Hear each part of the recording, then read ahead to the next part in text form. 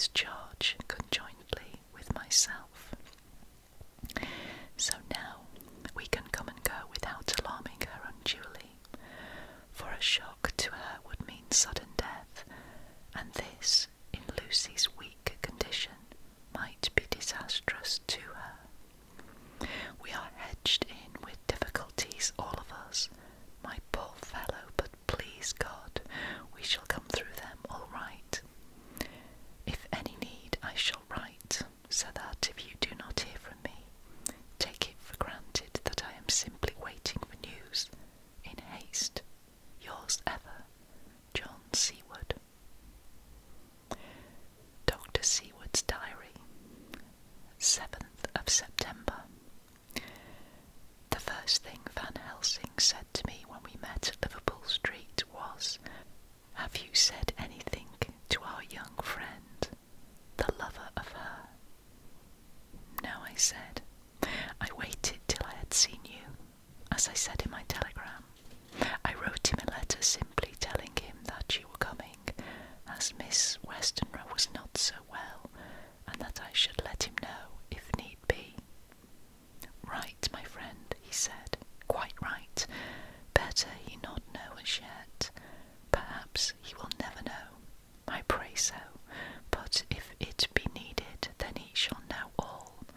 And my good friend John, let me caution you, you deal with the madmen.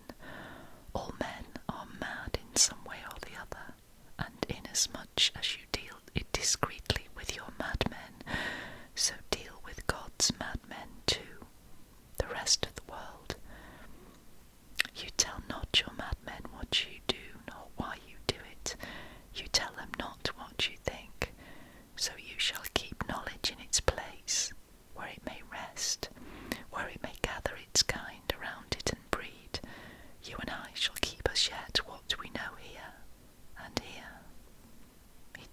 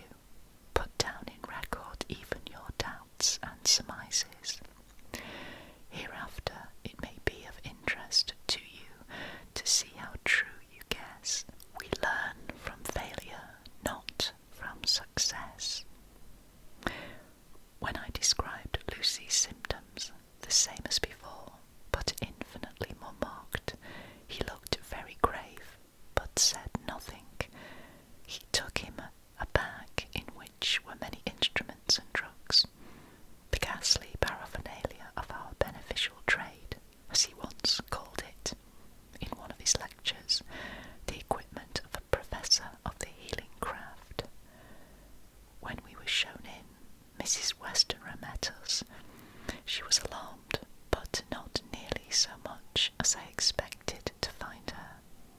Nature, in one of her beneficent moods, has ordained that even death has some antidote to its own terrors.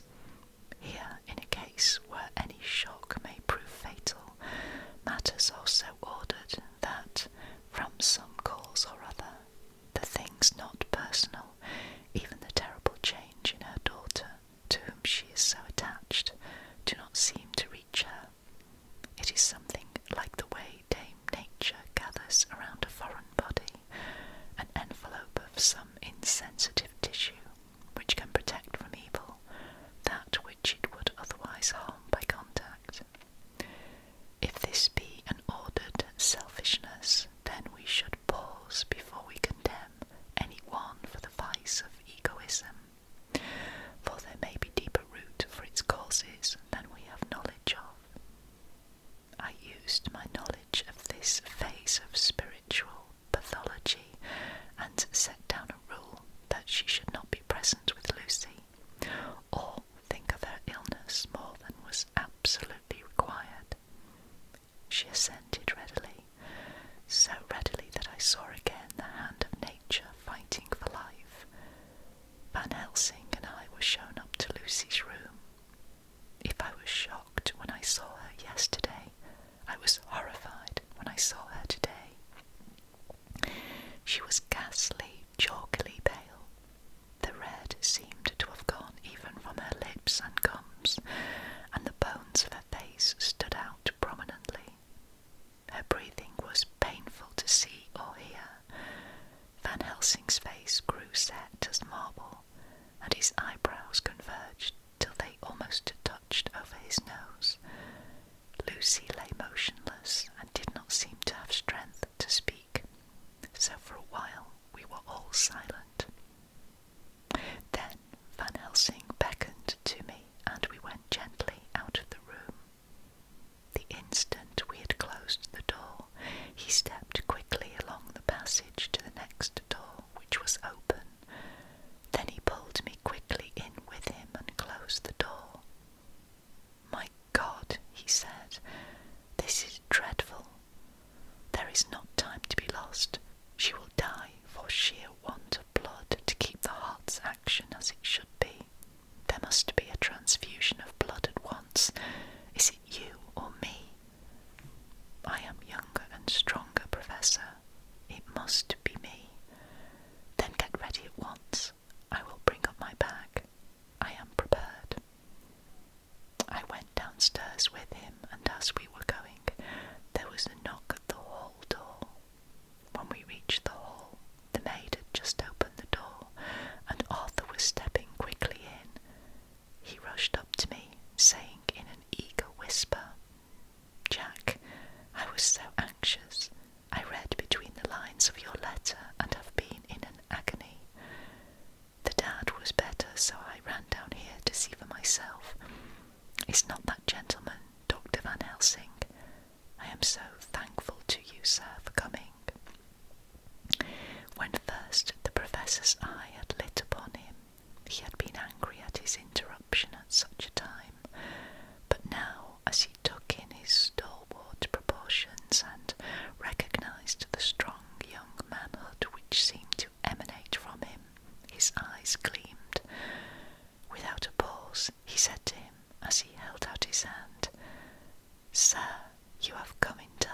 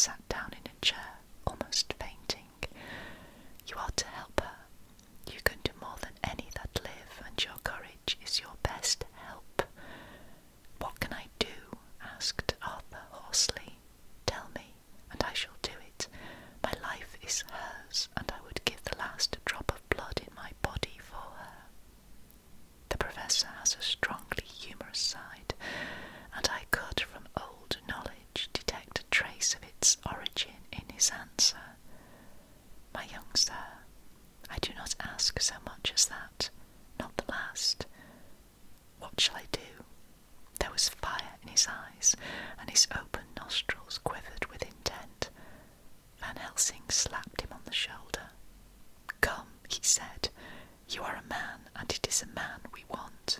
You are better than me, better than my friend John." Arthur looked bewildered, and the professor went on by explaining in a kindly way.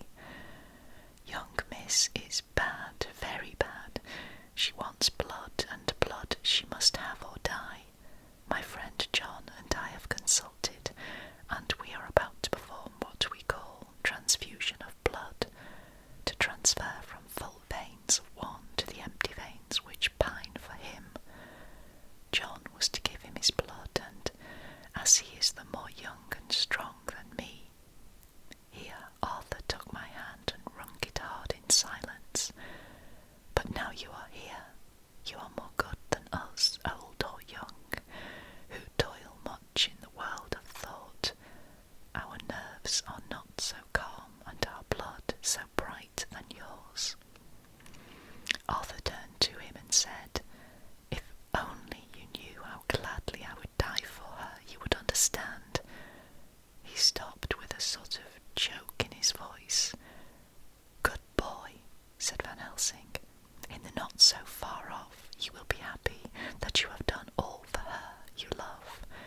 Come now and be silent.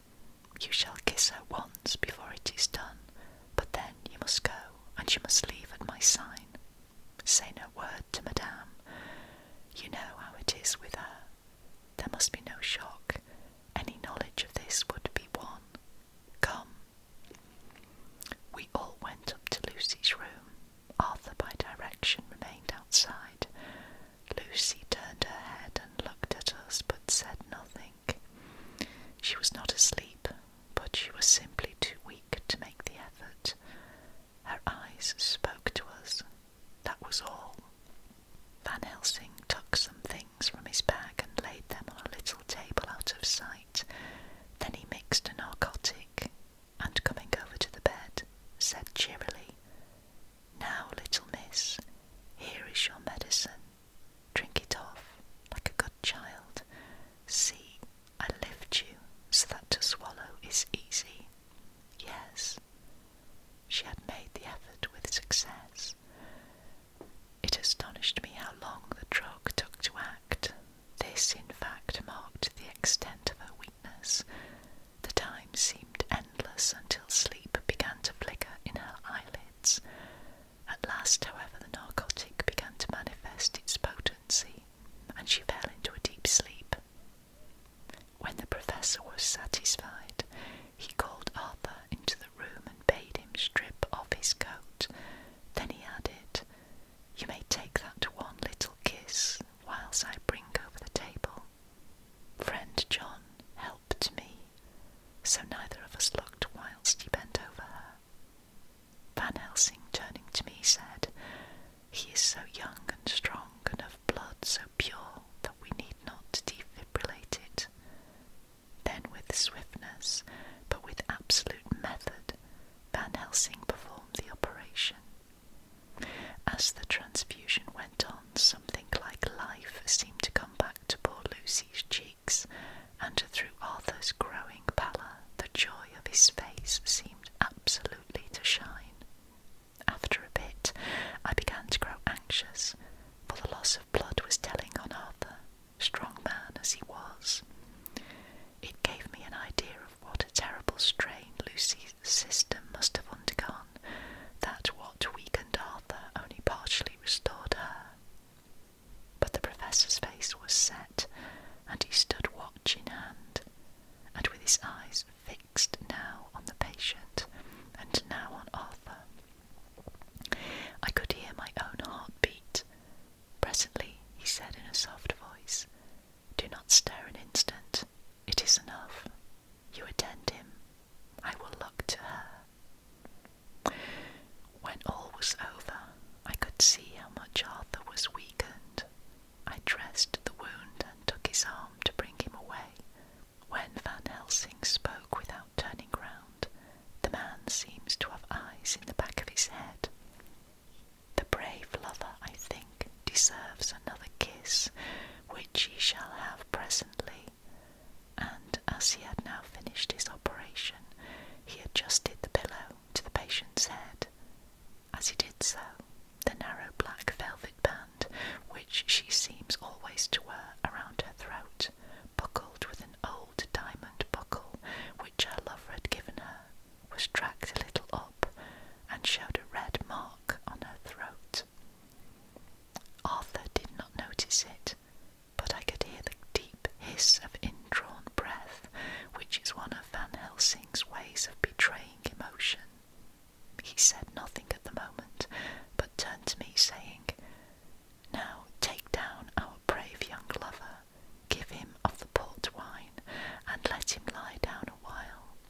He must then go home and rest, sleep much and eat much, that he may be recruited of what he has so given to his love. He must not stay here. Hold a moment. I may take it, sir, that you are anxious of result. Then bring it with you, that in all ways the operation is successful. You have saved her life this time, and you can go home and rest easy in mind that all that can be is. I shall tell her all when she is well. She shall love you none the less for what you have done. Goodbye. When Arthur had gone, I went back to the room. Lucy was sleeping gently, but her breathing was stronger. I could see the counterpane move as her breast heaved. By the bedside sat Van Helsing, looking at her intently. The velvet band again covered the red mark. I asked the professor in a whisper, "What do you make of that mark on her throat?" "What do you make of it?" "I have not examined it yet," I answered, and then and there proceeded to loose the band. Just over the external jugular vein there were 2 punctures, not large, but not wholesome looking. There was no sign of disease, but the edges were white and worn looking, as if by some trituration. It at once occurred to me that this wound, or whatever it was, might be the means of that manifest loss of blood, but I abandoned the idea as soon as it formed, for such a thing could not be. The whole bed would have been drenched to a scarlet with the blood which the girl must have lost to leave such a pallor as she had before the transfusion. "Well," said Van Helsing. "Well," said I can make nothing of it." The professor stood up. "I must go back to Amsterdam tonight," he said. "There are books and things there which I want. You must remain here all night, and you must not let your sight pass from her." "Shall I have a nurse?" I asked. "We are the best nurses, you and I. You keep watch all night. See that she is well fed, that nothing disturbs her. You must not sleep all the night. Later on we can sleep, you and I. I shall be back as soon as possible, and then we may begin." "May begin?" I said. "What on earth do you mean?" "We shall see," he answered, as he hurried out. He came back a moment later and put his head inside the door and said with a warning finger held up, "Remember, she is your charge. If you leave her and harm befall, you shall not sleep easy hereafter." Dr. Seward's Diary continued. 8th of September. I sat up all night with Lucy. The opiate worked itself off towards dusk, and she waked naturally. She looked a different being from what she had been before the operation. Her spirits even were good, and she was full of a happy vivacity, but I could see evidence of the absolute prostration which she had undergone.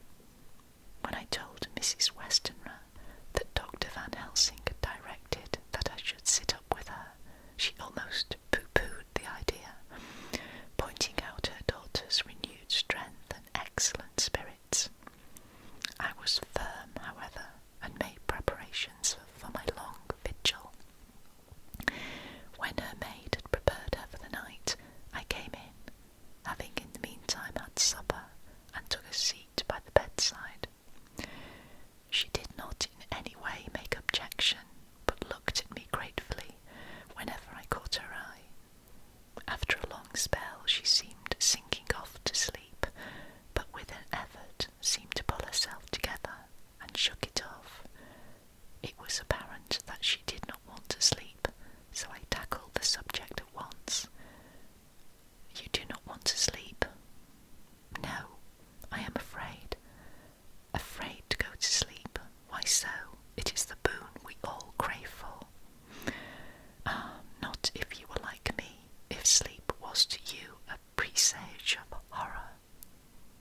Sage of Horror, what on earth do you mean?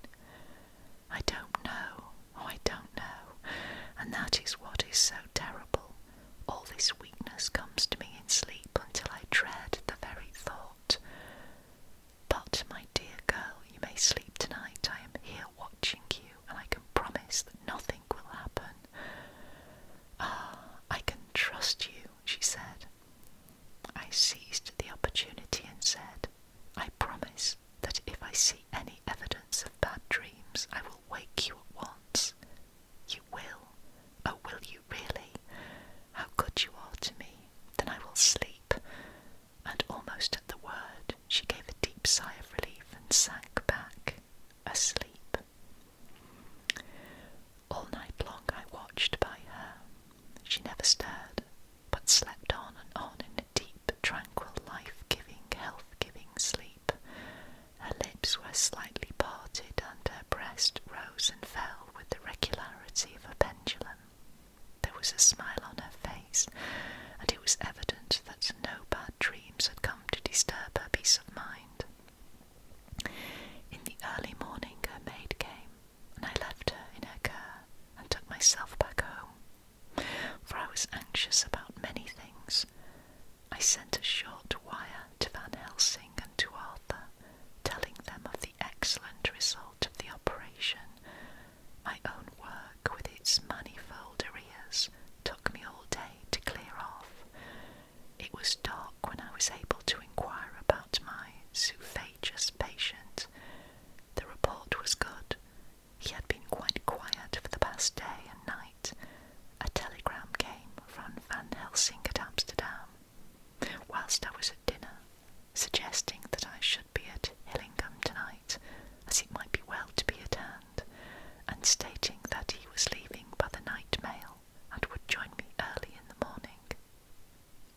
9th of September. I was pretty tired and worn out when I got to Hillingham. For 2 nights I had hardly had a wink of sleep, and my brain was beginning to feel that numbness which marks cerebral exhaustion. Lucy was up and in cheerful spirits. When she shook hands with me, she looked sharply in my face and said, No sitting up tonight for you. You're worn out. I am quite well again. Indeed I am, and if there is to be any sitting up, it is I who will sit up with you. I would not argue the point, but went and had my supper. Lucy came with me, and enlivened by her charming presence, I made an excellent meal, and had a couple of glasses of the more than excellent port. Then Lucy took me upstairs, and showed me a room next her own, where a cosy fire was burning. Now, she said, you must stay here. I shall leave this door open, and my door too. You can lie on the sofa, for I know that nothing would induce any of you doctors to go to bed whilst there is a patient above the horizon. If I want anything, I shall call out, and you can come to me at once. I could not but acquiesce, for I was dog-tired and could not have sat up had I tried. So on her renewing her promise to call me if she should want anything, I lay on the sofa and forgot all about everything. Lucy Westenra's Diary, 9th of September. I feel so happy tonight. I have been so miserably weak that to be able to think and move about is like feeling sunshine after a long spell of east wind out of a steel sky. Somehow Arthur feels very, very close to me. I seem to feel his presence warm about me. I suppose it is that sickness and weakness are selfish things, and turn our inner eyes and sympathy on ourselves, whilst health and strength give love rein, and in thought and feeling he can wander where he wills. I know where my thoughts are. If only Arthur knew. My dear, your ears must tingle as you sleep, as mine do waking. Oh, the blissful rest of last night! How I slept with that dear, good Dr. Seward watching me, and tonight I shall not feel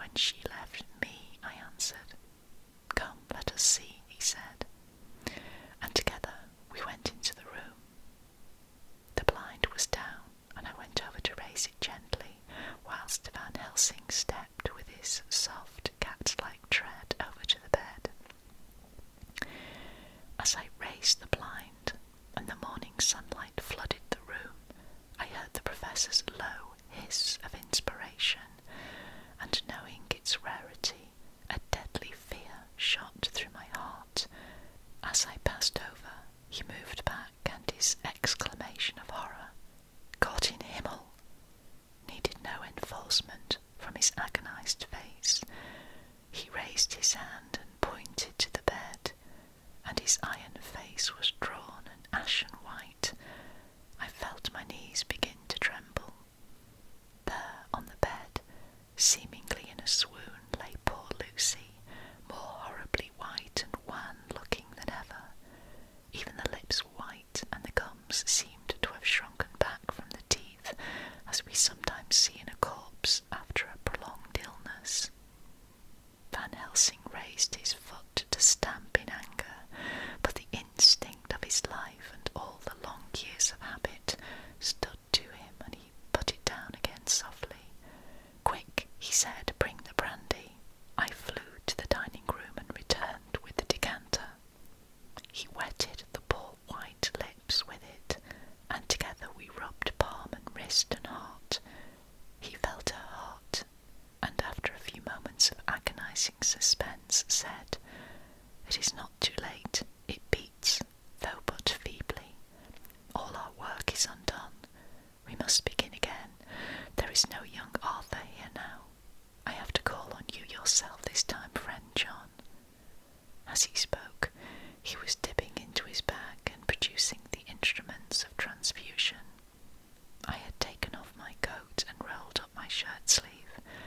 There was no possibility of an opiate just at present, and no need for one, and so without a moment's delay we began the operation. After a time, it did not seem a short time either, for the draining away of one's blood, no matter how willingly it is given, is a terrible feeling. Van Helsing held up a warning finger. "Do not stir," he said, "but I fear that with growing strength she may wake, and that would make danger. Oh, so much danger. But I shall precaution take. I shall give hypodermic injection of morphia." He proceeded then swiftly and deftly to carry out his intent. The effect on Lucy was not bad, for the faint seemed to merge subtly into the narcotic sleep. It was with a feeling of personal pride that I could see a faint tinge of colour steal back into the pallid cheeks and lips. No man knows, till he experiences it, what it is to feel his own life-blood drawn away into the veins of the woman he loves. The professor watched me critically. "That will do," he said. "Already," I remonstrated, "you took a great deal more from art." To which he smiled a sad sort of smile as he replied, "He is her lover, her fiancé. You have work, much work to do for her and for others, and the present will suffice." When we stopped the operation, he attended to Lucy, whilst I applied digital pressure to my own incision. I laid down while I waited his leisure to attend to me, for I felt faint and a little sick. By and by he bound up my wound and sent me downwards to get a glass of wine for myself. As I was leaving the room, he came after me and half whispered, "Mind, nothing must be said of this. If our young lover should turn up unexpected as before, no word to him. It would at once frighten him and enjealous him too. There must be none. So." When I came back, he looked at me carefully and then said, "You are not much the worse. Go into the room and lie on your sofa and rest a while. Then have much breakfast and come here to me." I followed out his orders, for I knew how right and wise they were. I had done my part, and now my next duty was to keep up my strength. I felt very weak, and in the weakness lost something of the amazement at what had occurred. I fell asleep on the sofa, however, wondering over and over again how Lucy had made such a retrograde movement, and how she could have been drained of so much blood with no sign anywhere to show for it. I think I must have continued my wonder in my dreams, for, sleeping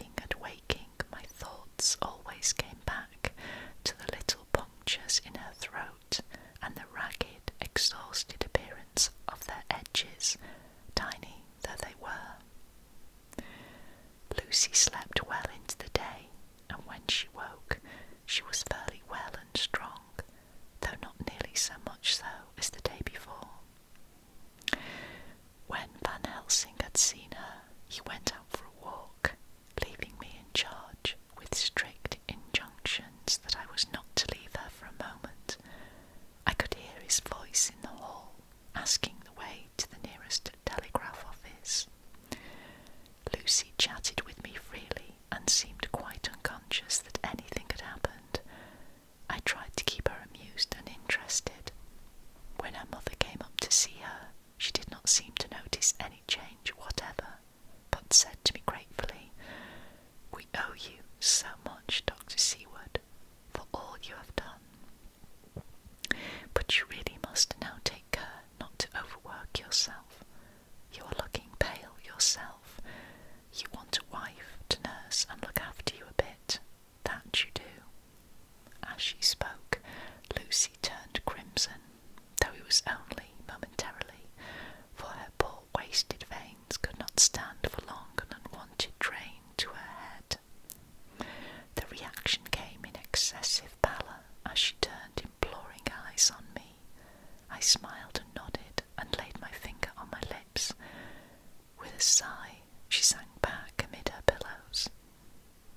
Van Helsing returned in a couple of hours and presently said to me, "Now you go home and eat much and drink enough. Make yourself strong. I stay here tonight and I shall sit up with little miss myself. You and I must watch the case, and we must have none other to know. I have grave reasons. No, do not ask me. Think what you will. Do not fear to think even the most not improbable. Good night." In the hall, two of the maids came to me and asked if they or either of them might not sit up with Miss Lucy. They implored me to let them, and when I said it was Dr. Van Helsing's wish that either he or I should sit up, they asked me quite piteously to intercede with the foreign gentleman. I was much touched by their kindness. Perhaps it is because I am weak at present, and perhaps because it was on Lucy's account that their devotion was manifested, for over and over again have I seen similar instances of women's kindness. I got back here in time for a late dinner, went my rounds, all well, and set this down whilst waiting for sleep. It is coming. The 11th of September. This afternoon I went over to Hillingham, found Van Helsing in excellent spirits, and Lucy much better. Shortly after I had arrived, a big parcel from abroad came for the Professor,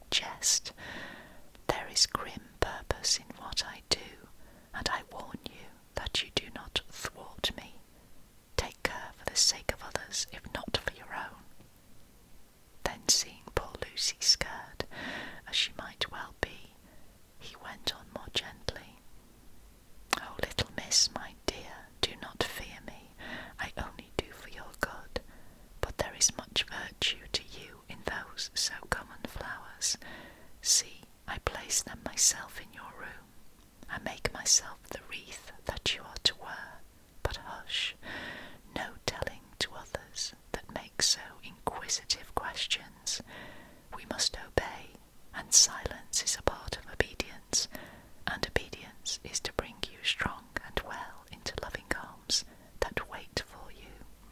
Now sit still for a while. Come with me, friend John, and you shall help me deck the room with my garlic, which is all the way from Holland, where my friend Vanderpool raised herb in his glass houses all the year.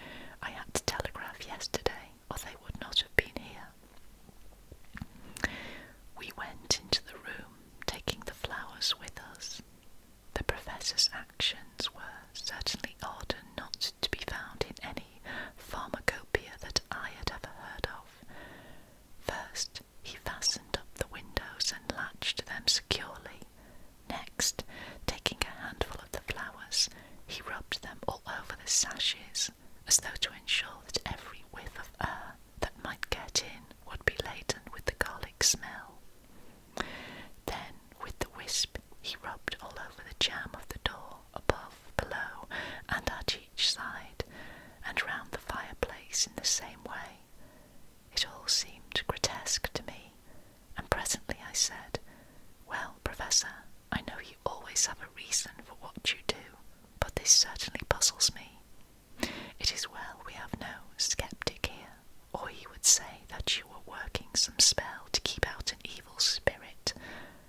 "Perhaps I am," he answered quietly, as he began to make the wreath which Lucy was to wear round her neck. We then waited whilst Lucy made her toilet for the night, and when she was in bed, he came and himself fixed the wreath of garlic round her neck. The last words he said to her were, "Take care you do not disturb it, and even if the room feels close, do not tonight open the window or the door." "I promise," said Lucy, "and thank you both 1,000 times for all your kindness to me. Oh, what have I done to be blessed with such friends?" As we left the house in my fly, which was waiting, Van Helsing said, "Tonight I can sleep in peace, and sleep I want. 2 nights of travel, much reading in the day between, and much anxiety